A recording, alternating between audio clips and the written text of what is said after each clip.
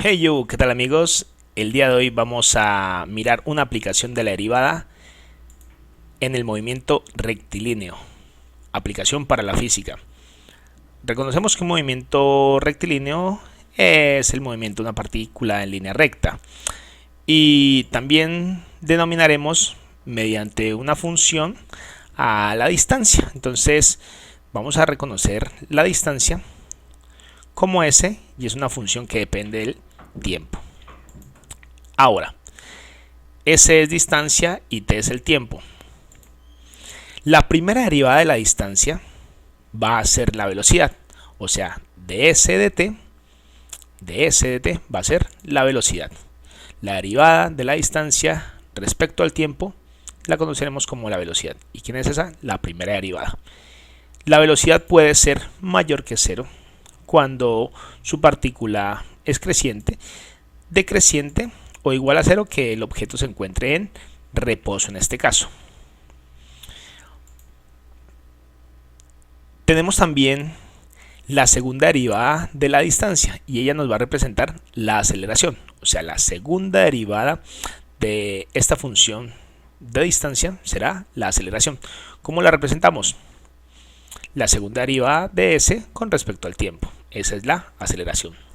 Y la aceleración puede ser positiva, negativa. En el caso que sea positiva, quiere decir que la velocidad está aumentando, y en el caso que sea negativa, que la velocidad está disminuyendo. Entonces, miremos un ejemplo para poder aplicar estos dos puntos importantes. Vamos a mirar esto. Dice: un objeto es lanzado verticalmente hacia arriba desde determinada altura y. La ecuación que describe la posición en el instante en que fue lanzado es. Entonces vamos a mirar, esta será la ecuación que me representa la posición.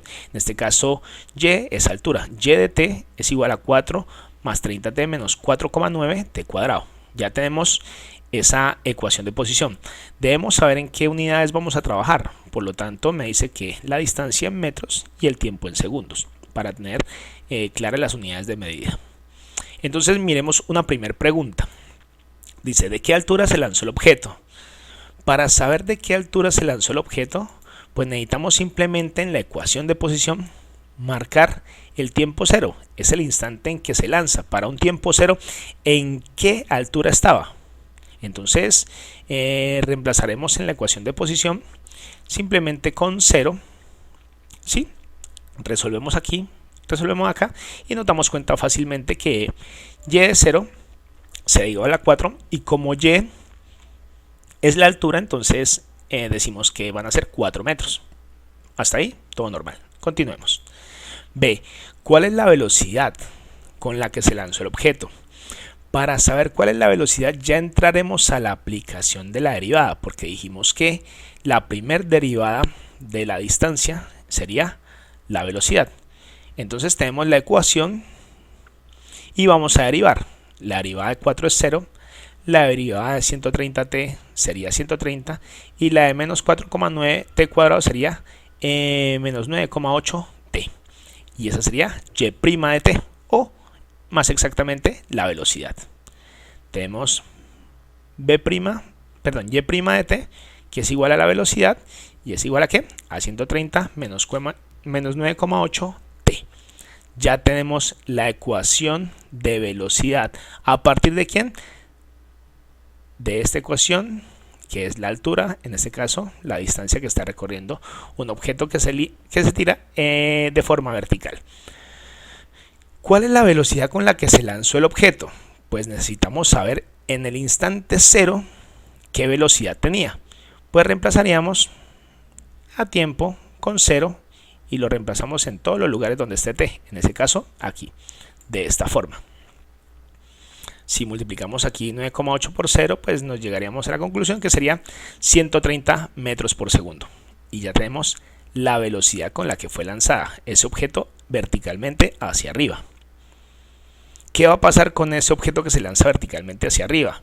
Pues va a ir disminuyendo su velocidad hasta que llegue a la altura máxima. Y en la altura máxima su velocidad va a ser 0. Miremos una tercera pregunta. Calcular la altura máxima.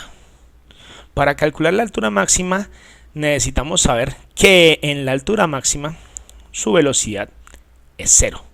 Y entonces, dado que yo conozco la ecuación de velocidad, pues simplemente lo que haría es reemplazar a velocidad por 0 y despejaríamos el tiempo. ¿Y para qué despejamos el tiempo? Para reemplazarlo luego en la ecuación de posición y ahí saber exactamente cuándo llegó o a qué altura llegó.